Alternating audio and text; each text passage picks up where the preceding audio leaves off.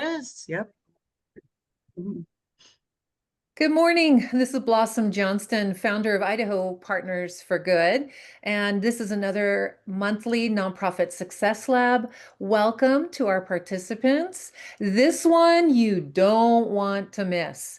I've sat into this particular type of workshop with Connie now twice, and each time found myself needing it almost immediately. So it's funny how that works, but I'm so thankful that we have someone of Connie's caliber, her experience, her leadership. She's an author.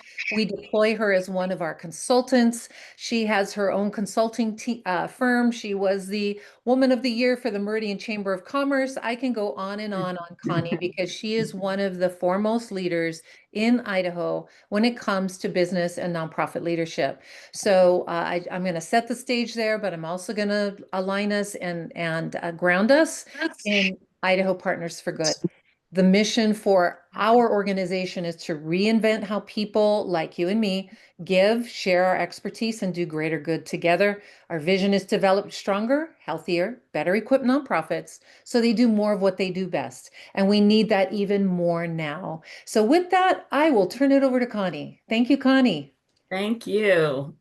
This is one of my favorite topics always, so I'm super excited to share with you today.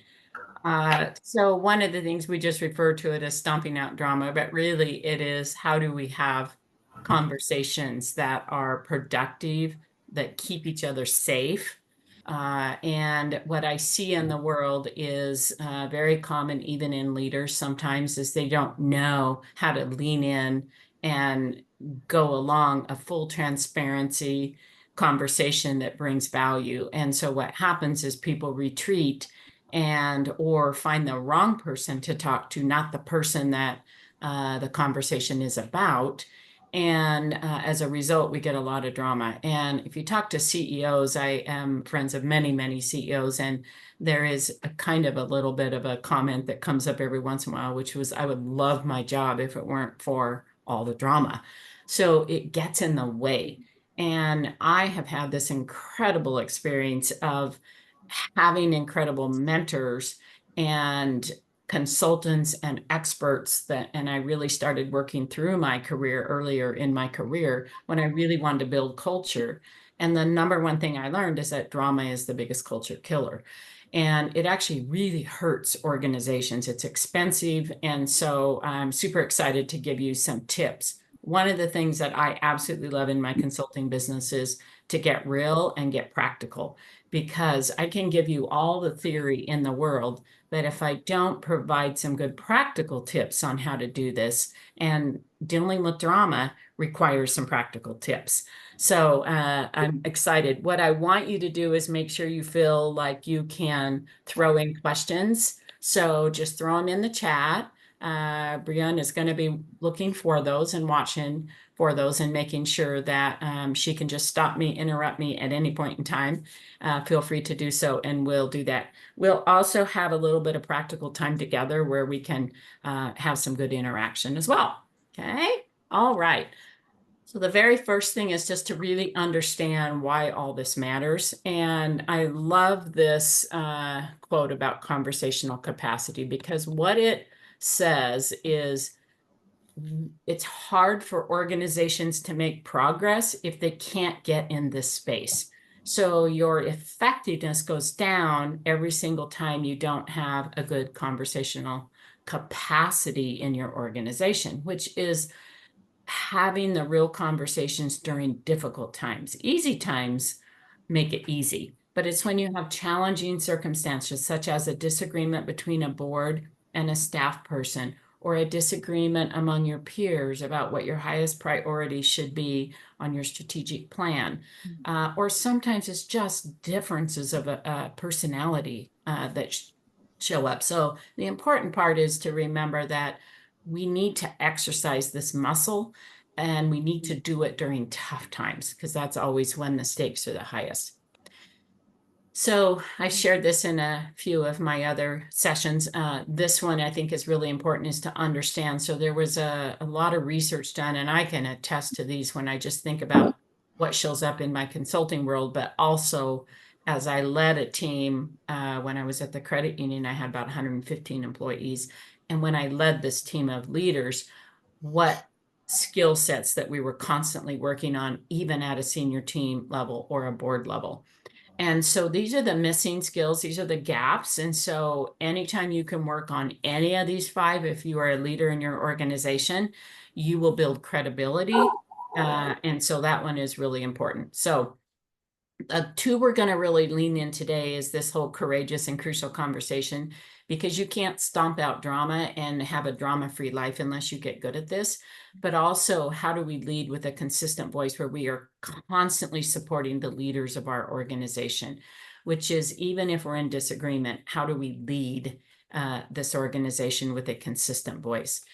So leaders have to be taught how to do this when they disagree with the CEO, or they don't like a certain thing that a board member might be doing, for example, in the nonprofit world. So perfecting these skills is going to be really critical to, and what nonprofits often benefit when they perfect this is it really does improve your brand in the community. And when you get this going sideways, it can actually hurt your organization financially. It can hurt the growth. I have actually seen, for example, an organization locally only 2 years ago that was really thriving and doing some incredible things, had a CEO that was very talented, actually saw the organization fold because of drama. So I've seen it where it can just really, really hurt organizations as well. So this, Blossom mentioned that I'm an author. I authored this book back in 2018 that was called Don't Sabotage Your Career.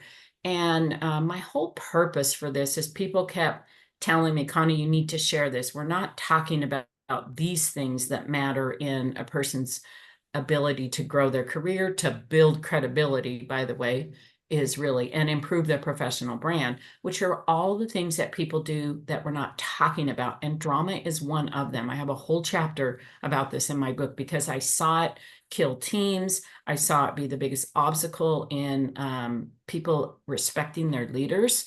And so what you allow and what you tolerate is what you become. And so it's important that we're constantly working on that. So this is, sometimes I'll have leaders and they'll be like, I just don't have time to do this staff training, or I don't have time to lean into this conversation. And it really is a financial decision as well when you tackle this. So they say that if we could really get a handle on gossip and drama in the workplace, that we could actually save out 1 out of every 14 FTEs and repurpose them to do something more meaningful. And also, it just robs joy in our lives. It robs joy in leadership, even in our home lives, our personal lives. It really can have a big negative impact if we don't get where we're super strong with crucial conversation. So I mentioned one voice is really critical in organizations, and this is both at the board level and the staff level. And this is a misunderstood thing that a lot of people have, which is, if I don't completely agree with you, then I can't be part of this board, or I can't be part of this organization, or I'm not going to support you as the senior leader. What's super important is that equally effective is if we can just get to the acceptance phase. So often I'll hear something such as, I just don't agree with that approach, or I don't agree with that decision on that contract, or I don't agree with the style that our leadership is leading with. But it is okay if you don't agree. And this is, we have to give people permission that it's okay they don't agree. What is critical is they show up professionally in able to respect the decision and support the change and promote the change that is going to happen. So I have led, for example, organizations through at the credit union, for example, a large, I've done 4 acquisitions of other credit unions that I was helped lead, and later in my career joined where our credit union was actually acquired by a larger credit union. And so when you talk about blending cultures, this is critical. These are big decisions, but it's equally important even in an exec team meeting or a board meeting where you're talking about something small. It is equally important. And that's why we have boards typically odd numbers, and they vote on things. And we have Robert's rules because in the end, you may still only be in the acceptance column and you won't ever agree, such as maybe like in our organization, we had a name change. Some board members didn't agree with the name that was selected, but the majority of the board said this is what we want, and those other board members had to accept that decision as if they agreed when they walked out of that boardroom. And so there is this responsibility of one voice both at the board level but also as team members. And I have seen people leave their jobs, for example, or leave a board because they disagree with something, and then that particular either person or issue goes away and they wish they could come back because that was the reason they left. And I'm a big believer that when you stick through tough times, when you disagree, it is your biggest growth opportunity ever. The times I grew the most in my career were when I worked for either executive director or a CEO that I didn't agree with certain things, but I got super solid with how do I still promote and support them. It takes a lot of work to do that and a lot of discipline and emotional investment, but it will add credibility like nothing else. And I have had people share that with me years later. They say, hey, I never shared this with you, but there was for example, a job I applied for, which ended up being most of my career. It was an incredible credit union, Icon Credit Union. And my CEO shared with me one day that when you applied, I had other applicants that had a larger expertise level and experience, but I watched how you handled some of those difficult situations and how you stayed the course and supported the board and the management. And his comment was, I can't train that. And so I just share that personal experience with you because it matters. And oftentimes we don't think that it does. It's kind of like I always tell people, how you leave a situation is equally as important as how you enter it. And drama, when people get sucked into drama or create drama, and almost always drama is created with a ringleader, I call them. When you do that and it gets sucked in, sometimes we leave situations and then we regret how that happened. So it's just as important. All right, let's talk about just the concepts around drama and what causes it. And then I'm going to give you some, I promise you, I'm going to give you some great practical tips. So there's 3 roles that people play when drama is created. And it is when 2 roles choose to intersect on this triangle. So if you get, for example, 2 victims together and they go in the corner and they commiserate and they do all of this, typically drama isn't created in that space. Unless they try to go pull someone else in. So they go try to find, and sometimes the ringleader is the rescuer role. They try to pull some other people in. But if it's just 2 victims get together and they commiserate together, drama usually doesn't get created. They might be miserable, but they don't bring it into the organization. So let me talk about the 3 roles, which is important. The persecutor is the person that is typically unreasonable with demands. They bully a little bit with skepticism. They typically have louder voices, sometimes foul language. They get angry easy. They're very emotionally challenged. So that's the persecutor role. They do love victims. They love to drawn to them because they can control and actually intimidate them. What's interesting when you study drama is the persecutor doesn't actually cause a lot of drama in the workplace, especially because it is the one of the 3 roles that society is willing to set some healthy boundaries around. And so we are willing, because usually their behavior is inappropriate enough that we can lean into that.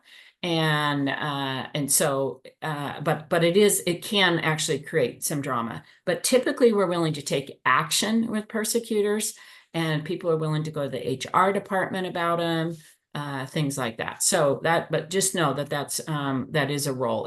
This is the person that is just loves to go intimidate, love to bully, love to build a tribe and get angry kind of with them.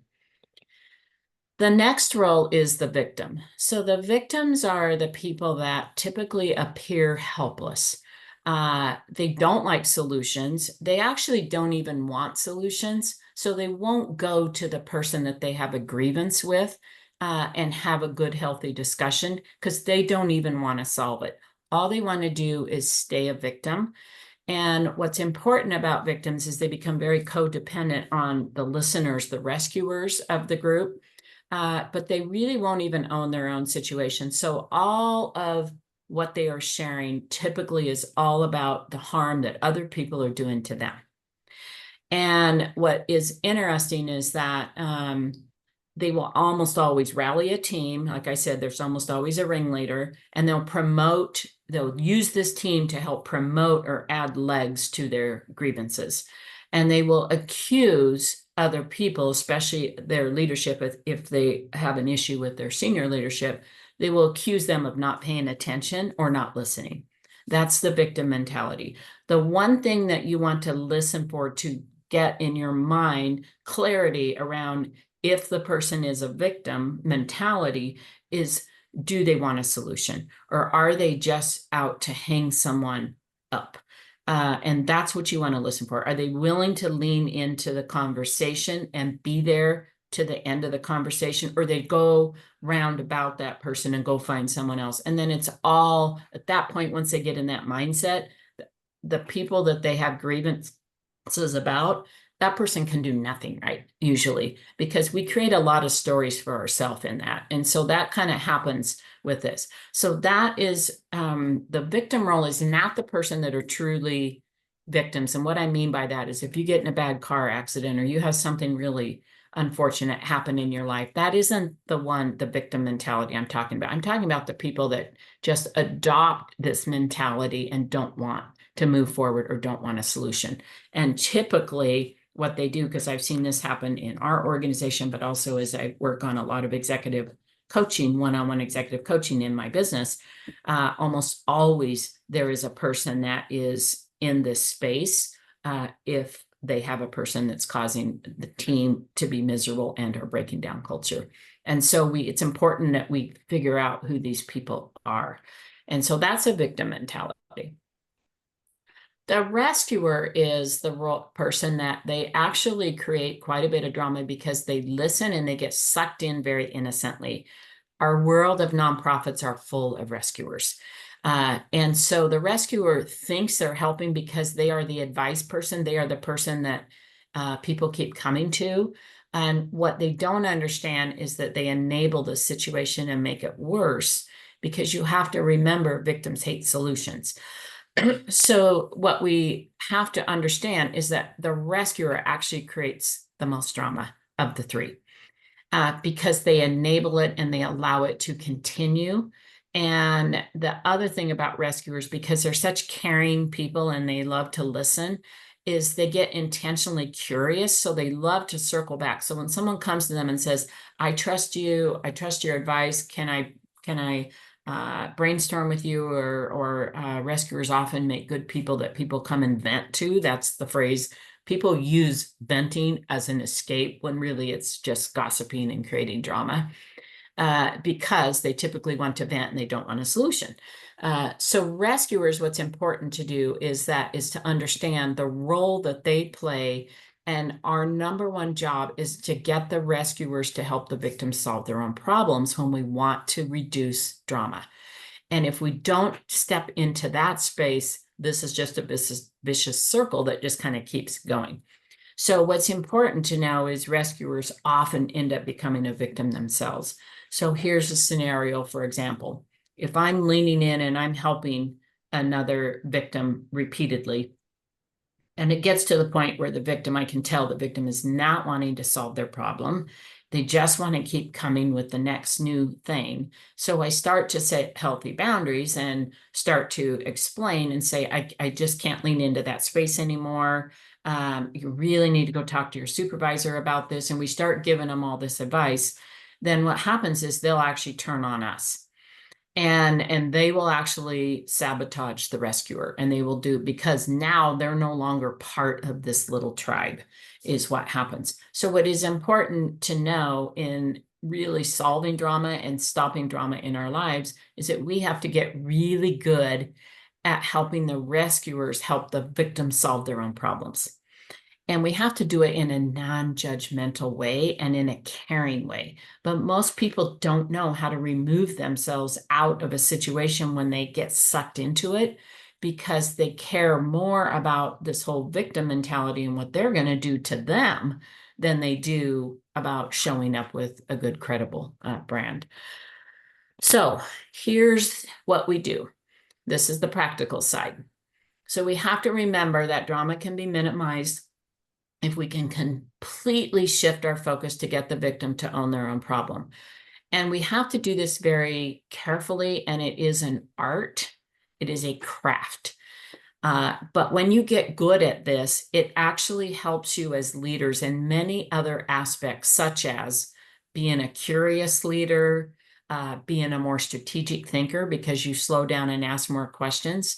So what we've got to do is commit ourselves. If you're in a situation where you're playing the rescuer role, which means you're trying to help, you're trying to give good advice, but you're dealing with a person that doesn't want solutions, then this is what you need to do. And you have to commit yourself that you are going to only offer questions in the future with no further advice.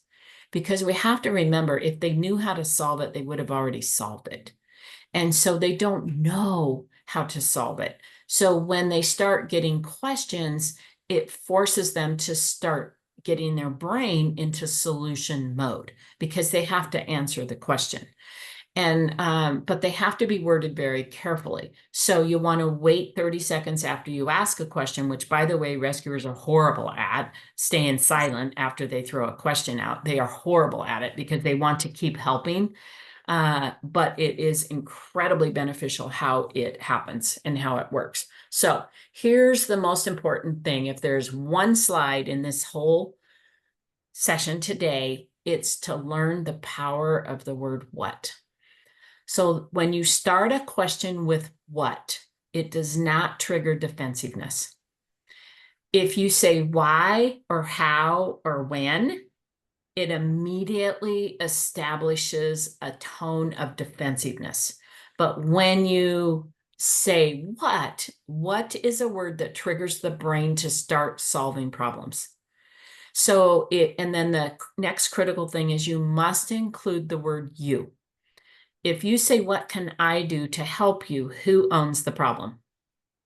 I do, right? So your goal here is to ask questions so that they come to their own solutions in their own way, how their own mind thinks, not your solution, but they need to slowly come to solutions.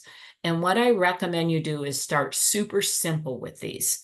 What can you do to better understand your supervisor? What can you do to understand both sides? What can you do to minimize the conflict? The criticalness is that you must stay quiet after you ask these questions. And I have lived in this space and had to be very disciplined with this. And I literally had to pretend I had duct tape on my mouth after I asked these questions because they will keep staring at you because they're so used to you filling in all the answers. And that's what happens in this space. So understand the power of what questions. And you're going to use this same method in so many other aspects as a leader. But if we just focus today on getting the victim to own their own problems, then this is going to be powerful. We do have to remember that some victims want to stay victims. Okay, so we can only do our part, which is to help them and ask them good questions and slowly get them where they're starting to solve the problems. Because some victims that are in that mentality actually just don't know how to think of problem solving. So what is important to know, though, is some will choose to stay victims. But when you use this process and you ask these really good questions and you're no longer just giving random advice and feeding them, they will leave you and go to someone else if they want to stay a victim. They will quit sucking the life out of you. And that is what's important, is that rescuers can get the life sucked out of them by a victim if they don't have good boundaries and they don't have good tools to figure out, what do I say next the next time they come and complain to me? So that's what's really important. So if we just think about questions, and making sure they have the word what in them and the word you. This is what's so important. And what I would do, and I do this with teams, is I practice with them. So we'll give a scenario and then they will break up in groups and I will practice with them about, okay, think of 3 questions you can ask when you have this situation. When someone comes and complains that I can't believe that they think we can get this project done in this period of time, and they're unreasonable with this demands, and they come to you and complain, to think about what questions you can ask so that they can slowly go solve the problem themselves. So these are just some sample ones. If you email me, I can give you a whole list of what questions of other ones that are just handy, and that they work really, really well. What I do recommend is when you have situations that you know, and we usually know of a few that either we got sucked into, because it's pretty easy to get sucked into if you are a caring person and you love to help people. It's pretty easy. People turn to you for that reason. And so my best advice and the practical thing that worked for me the best is when I knew that was happening, I thought in advance and wrote down a few questions in advance that I could ask. Because when you have time to think of these questions in advance, they just are worded better and they're more effective and they're less emotional and they aren't as don't have a negative tone to them or a whatever. But what's critical about this is that we do this in a loving manner. We don't ask these questions in a frustrated state of mind. We do it in a, I genuinely don't have the answer and I want to help you. Here's some questions that might, think about. Like, I want to learn from you. That's the shift that we need to make when we're rescuers, is that we need to ask these questions so that the victim feels like, I don't have the answer, and these would be really good things for you to think about. So when people would come to me when I was the CEO, and people that were not my direct reports would come to me and want to share complaints about their leader or something that they heard or whatever, I would stay in the space of questions such as, what has your supervisor shared with you and what their recommendation is on how to handle this? Because I could usually tell if they were bypassing the supervisor or not. So I would just ask that. And then I would stay quiet, like, I'm really curious about this. And then they would solve the problem sometimes themselves by saying, I haven't talked to them yet.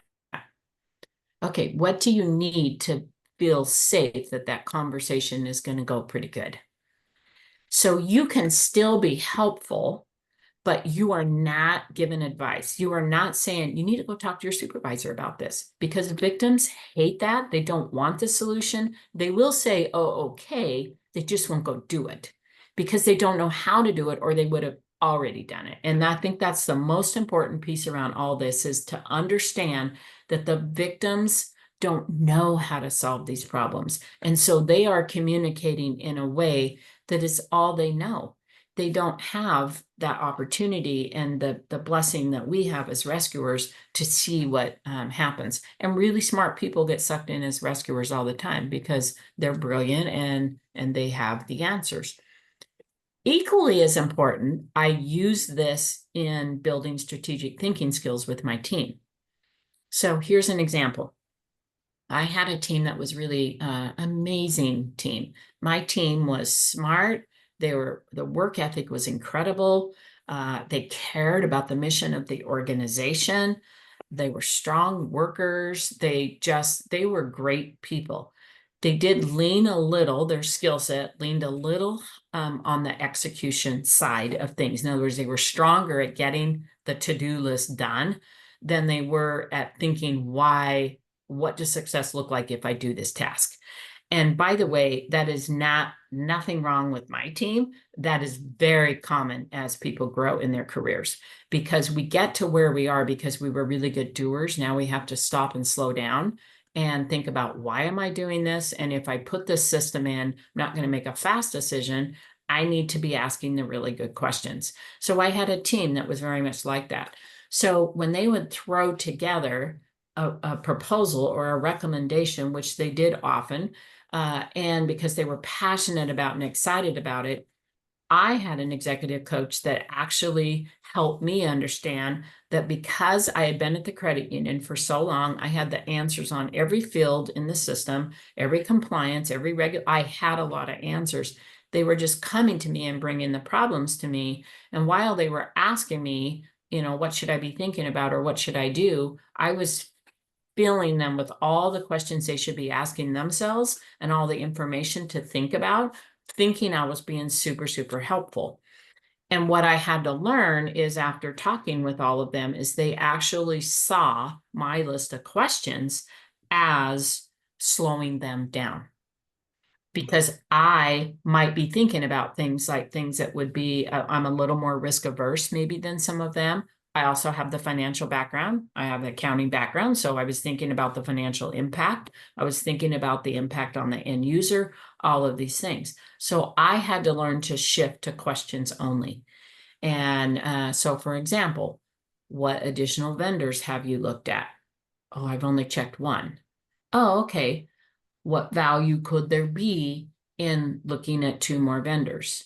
Instead of saying, you really need to go look at two more vendors because that was slowing them down. So I had to get them to understand the value of some of the things by shifting to questions.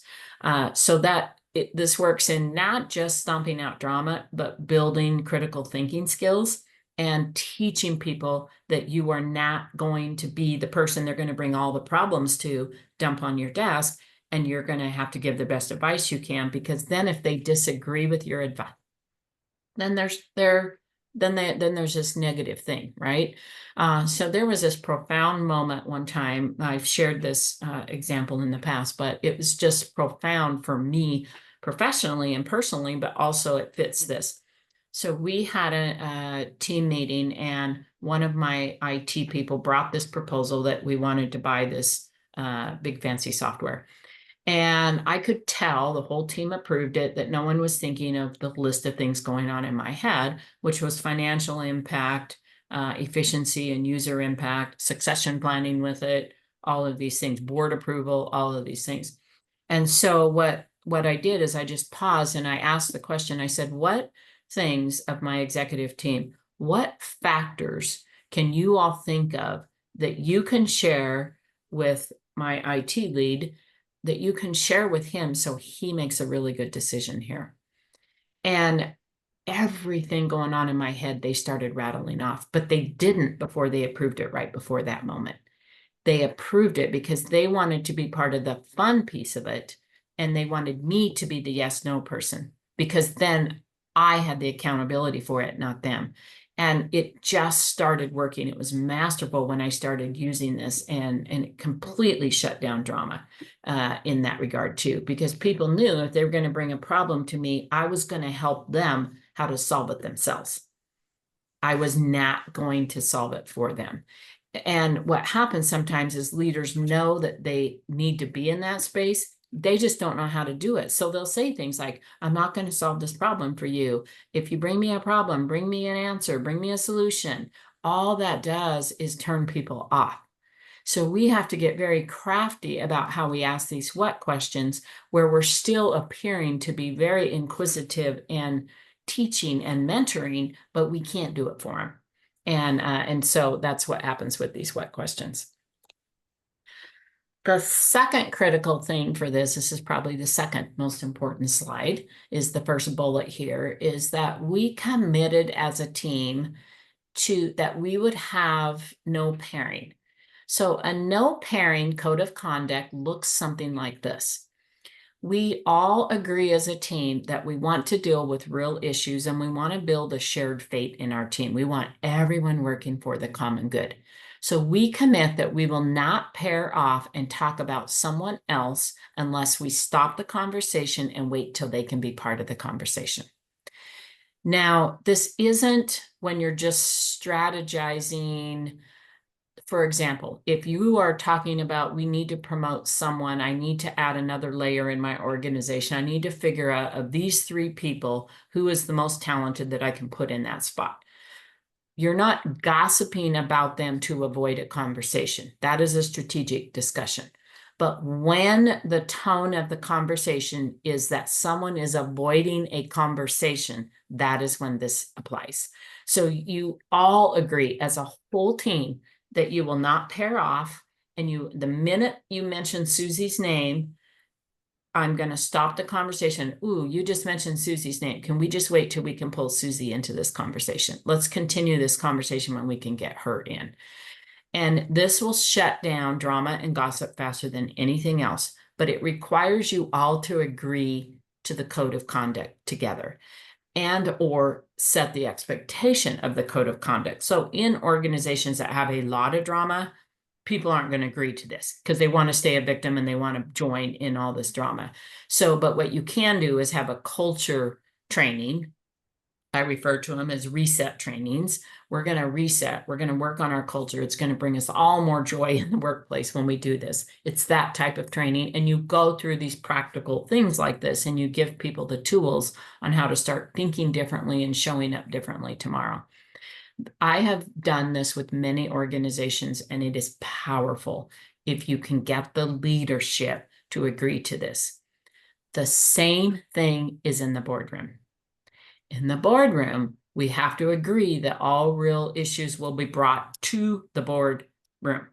We will not have the parking lot conversation where two board members are talking about how they don't like what a board chair is doing. It kills trust, it kills organizations, and it's icky. So in the boardroom, we can also agree to a no pairing code of conduct, which means we are all going to be brave. We're going to increase our conversational capacity, and we are all going to agree that all issues are brought to the boardroom. So, and board chairs that are really talented, when a board member comes and complains about another, either a decision the board's going, a board member that's not holding their weight, all these things, a good board chair is going to say that needs to be brought up in the next board meeting. And they'll make a note of it and they'll say, we're going to add that to the agenda because, or can you go talk to them directly? So what happens when you have a no pairing policy is people start talking directly to the people and they don't want to reschedule the next meeting. They will say often, probably 80% of the time, no, okay, I think that's good. Let me go at least and see, have the conversation first, and then I'll let you know if I need your help. Almost always that's what happens. So it saves time, a whole lot less discussions, and it teaches people to go get brave and courageous and go solve the problems themselves.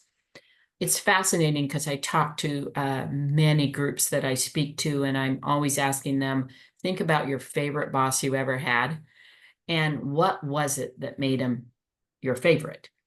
And they'll say things like they were willing to have tough conversations, they were willing to make tough decisions, they told me what I needed to do to grow, they were transparent, there was no secrets. And there's one word, and that's courage around all of this. They were courageous enough to do tough things and have tough conversations. And so what happens so often is CEOs or executive directors that have a good vision for the organization and they are trying to change the culture. Oftentimes, if you have people that aren't equipped with how to do this professionally and keep drama out of the circle, they will sabotage the leader. They will go after the leader as if they're a horrible leader, when in fact, they're trying to build a culture and build accountability and set expectations and trust. So that's what happens oftentimes when we don't have this and we don't lead with this. And the leader can never delegate this off to someone else. The leader has to lead. The board chair has to lead with it, and the executive director has to lead with it in all organizations. So do what you can to establish a no pairing policy. Practically, this is what this looks like. Is you have a training session, you have someone come in and do even if it's just a half hour in a staff meeting or an hour, here's something, and here's what we all want to work on. And then what I say is have fun with this. So we had we did a variety of things. We had these green wrist kind of rubber bands, those little wrist bracelets that were green because our colors were this lime green. And so we had these little rubber bands, and if someone slipped, you could challenge them that they had to snap their rubber band. And everyone wore these rubber bands, and we said, have fun with it. Like, we're not going to go into this and have it be all disciplinary. The first time I hear that someone paired off, we're going to write you up. We don't want that approach. We want it to be very loving and caring, because we have to change our communication style in this, and it isn't changed overnight, because these are really bad habits we've created over years. So we have to. Connie, I'm going to interrupt you real quick. Uh-huh. I think Marshall raised her hand, and so I wanted to give Caitlin an opportunity to ask a question. Absolutely. Thanks. I'm wondering how you distinguish like the pairing off inappropriately parking lot drama from those conversations where someone comes to you as a leader and asks questions and shares their drama, and you use those questions instead of advice. Like am I making sense? Yeah, I think I understand what you're saying. So we don't want to pair off. We don't want to have these, parking lot conversations, but at the same time, Connie, earlier you described someone comes to you and you ask them the what questions. So it's still two people having a conversation. Does that make sense, Caitlin? Am I quoting you, paraphrasing correctly? Right, because you don't want to fall into the rescuer drama cycle, but you need to figure out where you draw the line between, is this drama or is this counseling type? Yes. So pairing off will never happen if you're asking questions. That's the first thing. So if you're asking questions, it's not pairing off. You're not just sitting gossiping about somebody. So pairing off, the pairing off policy will be used whenever two people get together and they just want to talk about a problem or and they're avoiding a conversation with the person that is involved or could make a difference or change. That's when you want to use the pairing off. So the pairing off is not intended to stifle communication in your organization. All it is to get more efficient communication when problems or challenges occur, that people go to the person that can do something about it and or that they're upset about. So most pairing off is because someone doesn't like a personality trait. Almost all pairing off occurs because they don't like something about how that person shows up, how they communicated, or a mistake they made. So if they leave you off the email, instead of going to that person directly and saying, hey, is there a reason I wasn't included in that email? They go talk to two other people about, I can't believe I was left out that email. That's when pairing off is appropriate. Like, you do not want pairing when that goes on. But we have to teach people that when that person comes to us and says, I can't believe they left me off that email.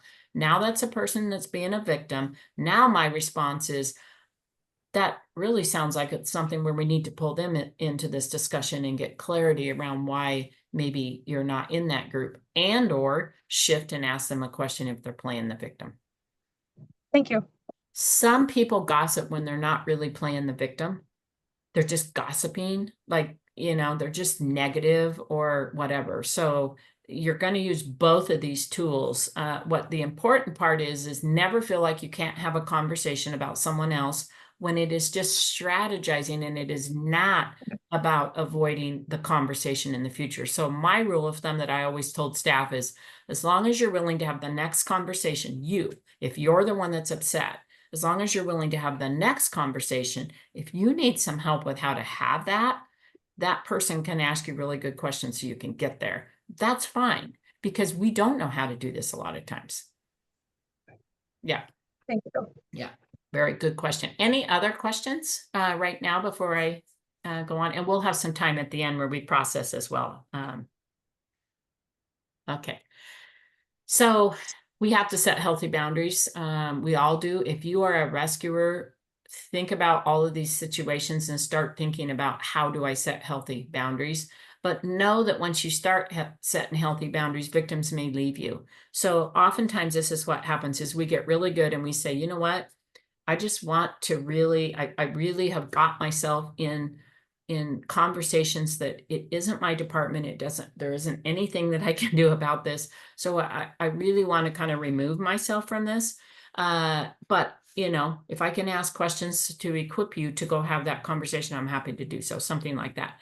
What happens though, is when we start asking these questions and the person doesn't want a solution, they don't want to come up with an answer. And so they they'll just kind of retreat. They will leave you. They will quit coming to you. What is important to know is when you set healthy boundaries, don't feel bad if that happens. Because what happens is we try to go back and insert ourselves because we weren't invited to lunch today with this gossipy group. And so we start feeling bad about that. Do not feel, the important part is you actually should feel good about this, that you removed yourself from this situation. And if there's anything that's going to kill your personal brand faster than anything else, it's when you show up in these gossipy and drama type conversations. So just know that it's okay to set healthy boundaries, and you will have times where victims will leave you. So there's a lot of studies around engagement of teams and how do we build teams and how do we get this shared fate. And there's one thing that we do as leaders have to do, and that's that we have to scope out who our cave dwellers are. Cave dwellers are those that are consistently against virtually everything. And some cultures have employees that are cave dwellers. And what's important to do is to recognize, and these will come to light really quickly when you start asking questions and the victims want to stay a victim, but they want to keep causing the drama. They want to keep going to the next person. Eventually it dies if you have the no pairing policy, because people will slowly start integrating this into your work style. We had these little glass pyramids, for example, and we had one in each location. And whoever paired off and then caught themselves or whatever, whoever caught them got to give this pyramid to them. And it had to sit on your desk so everyone knew where it was. And like I said, we had fun with it. And the goal was it was a hot potato and you got rid of it as soon as you could. But no one wanted it, right? Because what it said was that I slipped and I got involved in this little conversation and someone called me on it, which was pretty amazing when this starts happening. So these are the type of fun things you can have with this. But scoping out cave dwellers is critical. I had a couple on my team when we were working really aggressively with this. I had about 65 team members, I think, at the time. And I had 3 that were diagnosed, that's the wrong word, but as cave dwellers, which mean it didn't matter what we did. It didn't matter what email went out, they find fault with it. It didn't matter. And so the important part here is to know you need to get these people off your team. And some people won't understand them because cave dwellers are manipulative often, and they will rally a team to support their cause. And unfortunately, it hurts the rest of the team members. But we need to know who our cave dwellers are, and we need to get them off our team. So let me talk a little bit about engagement when we have cave dwellers that jump the chain of command and go to boards, because I see this in nonprofits, and it's so destructive in the nonprofit world, but it happens. So let me give you some advice on what to do here. When a staff person goes to a board, the best thing the board can do is listen. There's nothing wrong with listening, because you do want to hear, but the important part for the board member is not to give advice. In other words, they're there to listen and learn, and then they need to decide what they do with that after that. Where this gets muddy, it's interesting because this organization I told you about that literally closed its doors, it was so sad, was because a board member was also a paid staff person. And that is recipe for disaster. Any organizations that have that, if you don't get good at this. When you get good at this, it works brilliantly. But organizations have to work extra hard at these concepts when you have a paid staff person that's also a board member, especially with a team. If it's a small organization, we usually can do pretty well with working through this. But in this organization, it was a larger team. And I've seen this happen before, because now what role does that person play? Do they have their board hat on, or do they have the employee hat on? But let's just put that situation aside. As a general rule, paid staff are paid staff and board are board, and the two don't interchange. So the best advice I can give you is, as a board, when a person comes to complain and they have to sort it out, the important part is don't agree with them, don't disagree with them. You just listen, you ask questions, basically go into investigative mindset. That's what you do. Then the board needs to get together, the entire board, and decide what to do with it. You don't get only a couple board members doing this. Sometimes it starts at the exec committee, but with the purpose that the entire board has to be made aware as soon as possible. That's kind of how we deal with it. So there is occasional times where grievances can be shared to the point where they're big enough or cause concern. And I had these filed against me. So when you have 100 people, someone's going to have an issue and they're not going to know how to deal with it. And so I had, for example, a staff member one time that got real dramatic, wrote this nasty letter to all the board, and my board could not have handled it better. So here's what they did, and this is my best advice. Number one, you got to keep your executive director safe.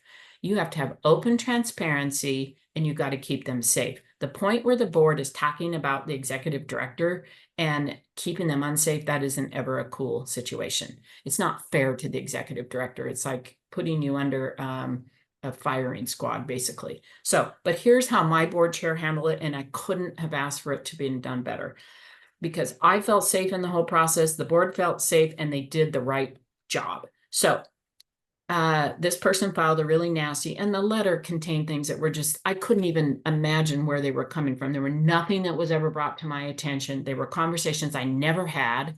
And so it was like, so she brought another board member with her that was on the exec committee, and they made an appointment. They came in my office and they shared the letter with me, and they said, we really need to hear your perspective. What do you think it's led to this?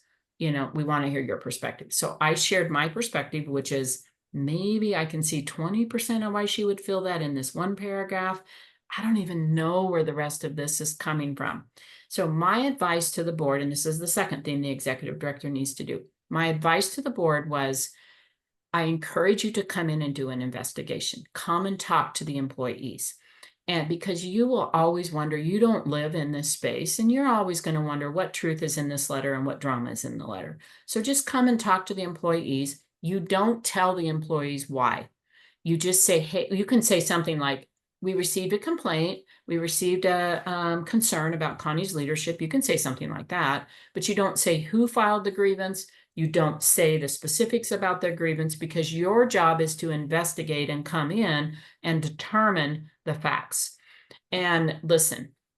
Then the board can go and have their own meeting, and they can decide based on what we heard. Here's Connie's perspective. Here's the team's perspective. Here's what they do. And I've done these as a board. I've served on about 20 boards. So I've done this a few different times when staff have come and filed grievances. And it will get such good crystal clarity about what you should do. And then they came back and shared with me how the board felt. And basically they found no validation when they talked to the rest of the team members, and two things that I could be coached on. So that's kind of how this works. It's the same in life.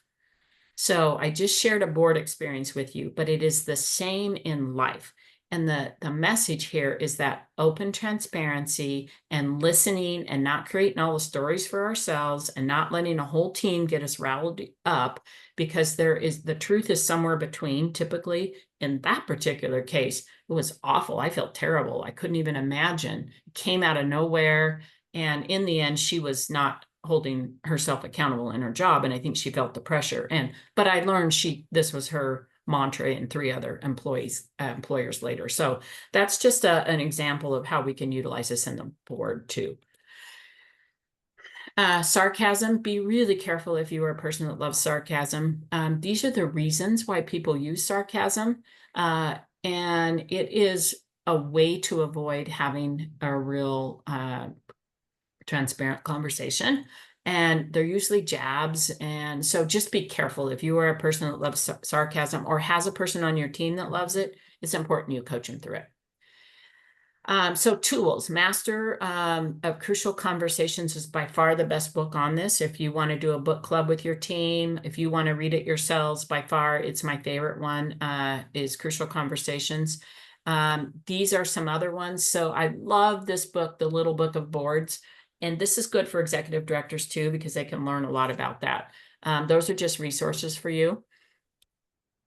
And in the end, like, that's my team. We went camping, and that was a total volunteer. We just threw an email out and said, hey, we all think we'd like to go camping. Anyone that wants to come, here's what we're going to do. We went to the Y camp, and we had so much fun and energy. And that wasn't a perfect world, right? Some of those people didn't get along. All kinds of things happen. So the biggest thing I will say is it's worth the investment. You will have a lot more fun and joy than this whole drama and stress. Financial performance as well. So our team, I was super proud before I retired. We were ranked number 7 out of 5,400 credit unions for the healthiest credit unions in the country. So it matters. You'll get the financial performance, you get the fun that goes with it, all of those things. So, and then this is my favorite cartoon because it is all about we need to stay in the conversation. You can't be the person that's always listening and partaking in all this ickiness and not be there for the change. You can't leave difficult conversations. You have to be there and impact the change. And so I think that's one of the things. So I just want to open it up with any questions that you have, and know that I'm always available for a phone call if you want to process a particular topic. I'll leave you with my, I'll go back to with my contact information at the end of this. Any questions?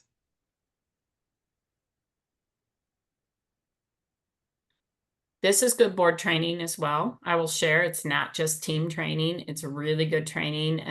People can use it in their life. You've heard me talk about how to make board meetings interesting. Bringing things like this to a board meeting makes them interesting. So I always encourage you to have some things like that. Here is a list of consulting services. So I am a consultant for Idaho Partners for Good. They have many amazing consultants. These are some of the things that the consultants do. Is just, it gives us an opportunity to get in there. And there is a lot of challenges in nonprofits out there, whether it's financial or board relationships, or it could go all different ways. So just know, check out Idaho Partners for Good. Many of these Nonprofit Success Lab videos are on their website, so you can go and check them out and refer to them. I've done a few different ones, so I just encourage you to lean in and see where you can help. That's my contact, so you can reach out to me anytime. That's my cell number. I open it up to if you have a particular situation. Usually it's a 5 or 10 minute call. I'm happy to guide you with how ideas or how you might approach something. So I thank you for investing in building strong teams, building strong nonprofits. Thank you so much, Connie. I've heard this a couple times, and every time it always seems like I just need it. You know, at that particular moment, something is necessary. And thank you everyone else for joining us today. As Connie mentioned, you can access past NSLs that we've done on our YouTube channel. I will be sending a copy of this recording out, and our next Nonprofit Success Lab is going to be a great one because money is our favorite subject, especially if we're do-gooders. And we're going to be having a really special kind of a roundtable get together with really smart people. We have Bryce Morrison, who was on the call earlier, our own Brandy Bork, and David Hegstrom, all CPAs to answer your questions as nonprofits. So this is going to be really impactful and always timely because money is always an issue. And also check your inbox and our socials and our website. We're going to be hosting a kind of an open house, a discussion on August 25th. We have an exciting report that we're going to be distributing to the media at the end of this week on the state of nonprofits and philanthropy. And we know that applies to everyone here as well. So. Thank you all. Thank you for the good work you're doing out in our world. We need you. You're needed. Thank you so much, everyone. Have a wonderful day. Thank you.